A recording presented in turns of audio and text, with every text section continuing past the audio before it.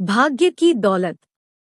एक बार एक महात्मा जी निर्जन वन में भगवत चिंतन के लिए जा रहे थे, तो उन्हें एक व्यक्ति ने रोक लिया। वह व्यक्ति अत्यंत गरीब था, बड़ी मुश्किल से 2 वक्त की रोटी जुटा पाता था। उस व्यक्ति ने महात्मा से कहा, महात्मा जी, आप परमात्मा को जानते हैं, उनसे बातें करते हैं। अब यदि परमात्मा से मिले तो उनसे कहिएगा कि मुझे सारी उम्र में जितनी दौलत मिलनी है, कृपया वह एक साथ ही मिल जाए ताकि कुछ दिन तो मैं चैन से जी सकूं। महात्मा ने उसे समझाया, मैं तुम्हारी दुख भरी कहानी परमात्मा को सुनाऊंगा, लेकिन तुम जरा खुद भी सोचो, यदि भाग्य की सारी दौलत एक साथ मिल जाएगी तो आगे की जिंदगी कैसे गुजारोगे। किंतु वह व्यक्ति अपनी बात पर अडिग रहा। महात्मा उस व्यक्ति को आशा दिलाते हुए आगे बढ़ गए।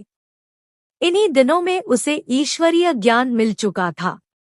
महात्मा जी ने उस व्यक्ति के लिए अर्जी डाली। परमात्मा की कृपा से कुछ दिनों बाद उस व्यक्ति को काफी धन दौलत मिल गई। जब धन दौलत मिल गई तो उसने सोचा, मैंने अब तक गरीबी के दिन काटे हैं, ईश्वरीय सेवा कुछ भी नहीं कर पाया। अब मुझे भाग्य की सारी दौलत एक साथ मिली है, क्यों न इसे ईश्वरीय सेवा में लगाऊं, क्योंकि इसके बाद मुझे दौलत मिलने वाली नहीं। ऐसा सोचकर उसने लगभग सारी दौलत ईश्वरीय सेवा में लगा दी। समय गुजरता गया।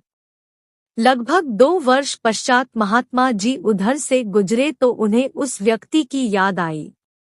महात्मा जी सोचने लगे, वह व्यक्ति जरूर आर्थिक तंगी में होगा, क्योंकि उसने सारी दौलत एक साथ पाई थी और कुछ भी उसे प्राप्त होगा नहीं।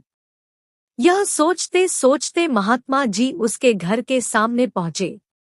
लेकिन यह क्या, झोपड़ी की जगह महल खड़ा था।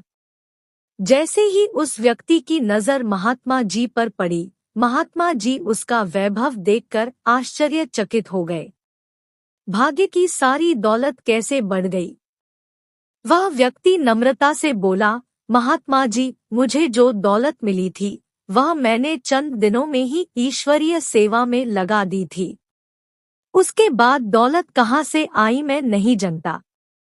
इसका जवाब तो परमात्मा ही दे सकता है। महात्मा जी वहां से चले गए और एक विशेष स्थान पर पहुंचकर ध्यान मग्न हुए। उन्होंने परमात्मा से पूछा, यह सब कैसे हुआ।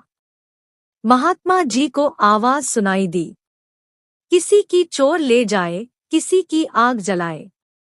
धन उसी का सफल हो जो ईश्वर अर्थ लगाए। सीख, जो व्यक्ति जितना कमाता है उसमें का कुछ हिस्सा अगर ईश्वरीय सेवा कार्य में लगता है तो उसका फल अवश्य मिलता है।